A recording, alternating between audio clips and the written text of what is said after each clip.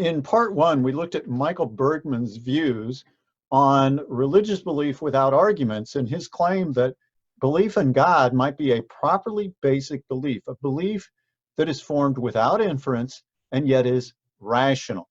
In part two, we're looking at objections to his view. And we're going to look at 5 different objections and then Bergmann's responses to those. First objection, religious interpretation of experiential evidence seems to need defense. So we have this experience, according to Bergmann, and then it comes to a person forms a belief in God as traditionally conceived in the Western monotheistic religions. That seems to be some importing some qualifications on how to interpret the experience. So the experiences seem to need particular interpretations that might favor a particular theology. So this seems problematic. It's unlike our sensory perception and memories and views of logical truths. Now, his response to this first objection is by comparing it, making an analogy with another criticism that would be mistaken if applied to perceptual beliefs. So, seeming to see a chair, the critic might say, requires a standard interpretation that there is a chair, that there's an external world, that there's a physical chair there, and that's causing you to have that perception. And so one's only rational in believing in the chair if they can also provide the defense of the standard interpretation, right? Defending it against alternatives like the perception being due to a dream, or you might be in a computer simulation having that perception. And so you need to have this interpretation that provides you with reason to think that there's actually a chair as commonly perceived. This is the same kind of expectation then the theist, the Reformed epistemologist says, when you're expecting an interpretive foundation for the experiences and belief in God. But that's asking too much, right? When it comes to the perceptual experience, we don't first have a perception and then consider how to interpret the experience. That's not what goes on. The world just presents itself to us as if the standard interpretation is true. Bergmann says the same thing is going on with a theist's perception of God, that God created this vast and wonderful universe, or that God forgives me. It's not that the perception is there and then there's some interpretation. It's just that you have the perception. It's just the concluding belief, not concluding belief, the belief in question, it's just there, and there is no need to focus on the interpretation that follows.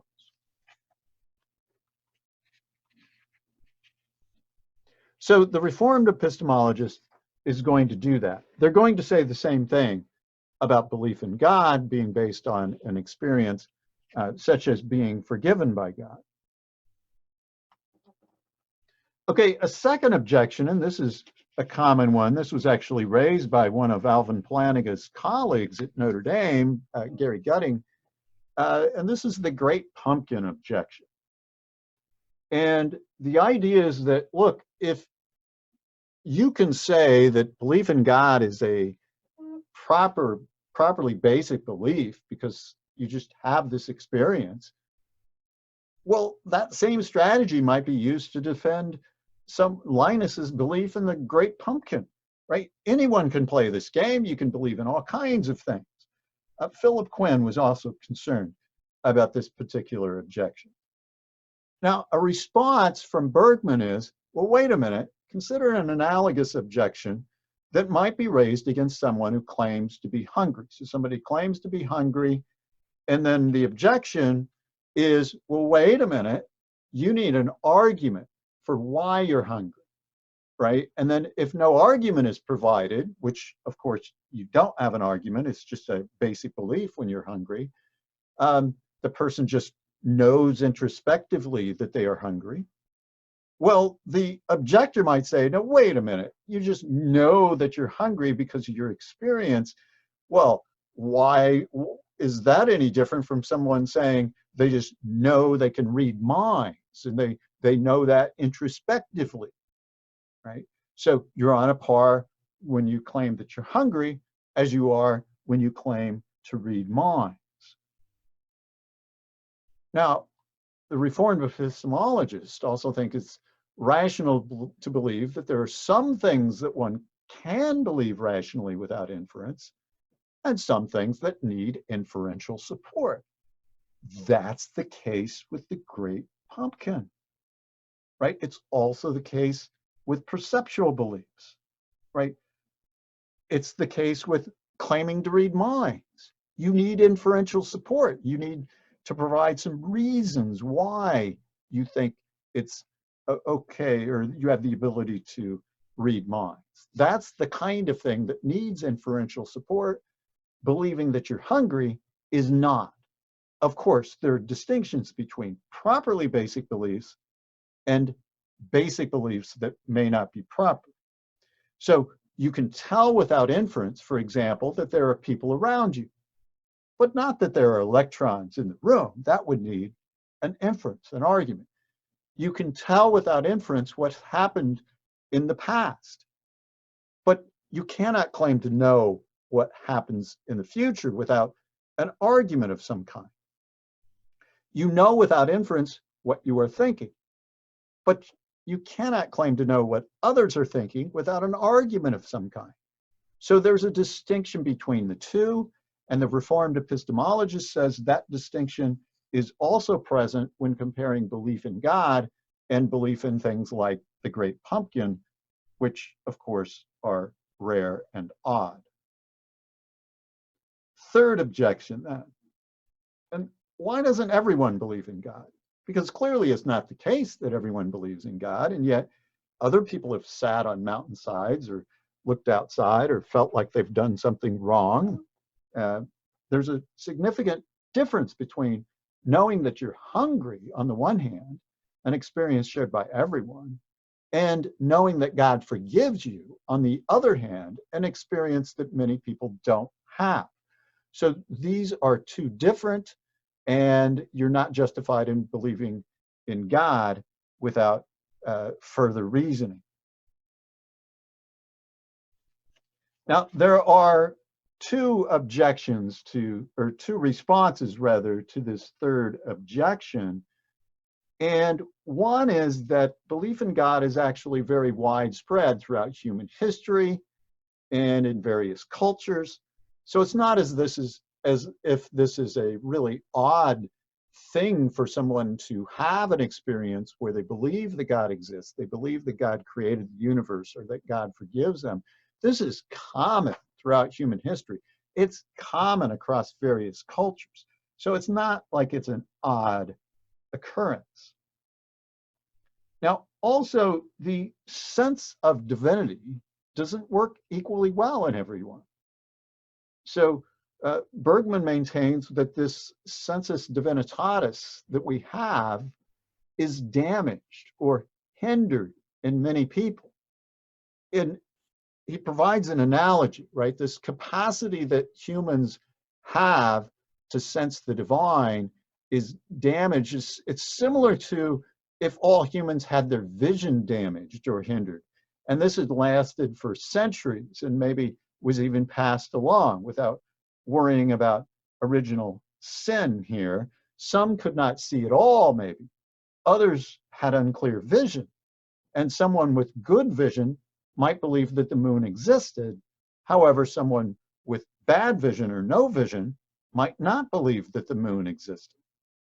So Bergmann says that's similar to our capacity to sense God in certain situations. Our abilities across humanities have been damaged to one degree or another by sin. Now, the fourth objection follows this. Now, wait a minute. You're saying it's because of sin that people are atheists and they don't have these experiences where they believe in God? That doesn't make sense. Sinfulness cannot explain atheism. I mean, what causes some people's sense of the divine to be more damaged than others? Especially considering that there are many atheists who, morally speaking, are much better behaved, we might say, than many theists. We have a lot of atheists are good people. They're nice people. They do good things in the world. And so it doesn't look like their sin is worse than many theists who actually don't seem to be that nice, some of whom come across as rude and do bad things in the world. So why would you claim that sinfulness causes an atheist to have a lack of ability to sense God? Now, Bergmann's response to this objection about sinfulness is to say that, wait a minute, explaining unbelief by pointing to sinfulness can be consistent with the observation that many atheists are better behaved than many theists. These two are consistent. And one reason they are consistent is because there is both an inherited tendency to sin and willful sinfulness. And we have different starting points. We have different environments. These are related to inherited sin. These are related to the environment in which we are raised. The environment in which we are raised can cause damage to one's ability to sense the divine. You can also go against God with your conscience, choose to rebel against God, which makes it more difficult to sense God. Now, another thing that Bergmann goes on to say is that moral appearances can be deceiving. Sometimes those who appear to be morally upright, sometimes are not. You know, this is certainly clear in public figures. Sometimes it seems to be great people doing great things for a lot of people, and then we find out there's this really ugly things going on in their lives that are, in anyone's terms, sinful. So Bergmann says, you know, these appearances can be deceiving. Maybe the atheists aren't as morally upright as you might think they are. Now, that is not his main response, right? His main response was that second point on this slide, that sometimes the environment someone is raised in kind of damages their capacity to sense the divine. Okay, a fifth objection. This has to do with religious disagreement. So many people who believe in God have different beliefs about God from their sense of divinity. So you might have beliefs that are consistent with the Muslim faith, but not with the Christian faith, for example. Because of that, one should mistrust this mechanism of belief formation. It's not like sensory perception or memories or introspection. Now, Bergmann has three responses to this. First is that it looks like this criticism is based on something like the withholding principle. So the withholding principle is, in quotes here, if an intellectually virtuous person whom you recognize to be on a par with yourself disagrees with you after every effort is made to make the person's case, then we should withhold judgment, right? If people disagree, even after they've conversed and tried to sort through why they have their disagreement, then we need to just step back and withhold judgment on the issue. Now, the problem with the withholding principle is that intelligent, rational people disagree on it, right? Epistemologists who think about this type of principle carefully disagree on whether that's a rational principle we should follow. So on its own basis, one should not assent to it. And if you shouldn't assent to the withholding principle, and that's the basis for the objection, then the objection fails. Now, there are further concerns here that Bergmann presents. The Reformed epistemologists can make a distinction between internal rationality and external rationality. So sometimes my somebody might have an internal rationality, their beliefs are coherent and they make sense, but they still don't fit in with the external world, so to speak. One might be internally rational in believing on an experience, but not externally. Externally, they might be irrational due to some cognitive malfunction on their part. So that's the case he would be claiming with people who have experiences that often lead to someone to believe that God exists, but in some people do not, right? And the people who do not have that belief formed, they may still have an internal rationality. But of course, a theist would say they're externally believing false things. They have a malfunction.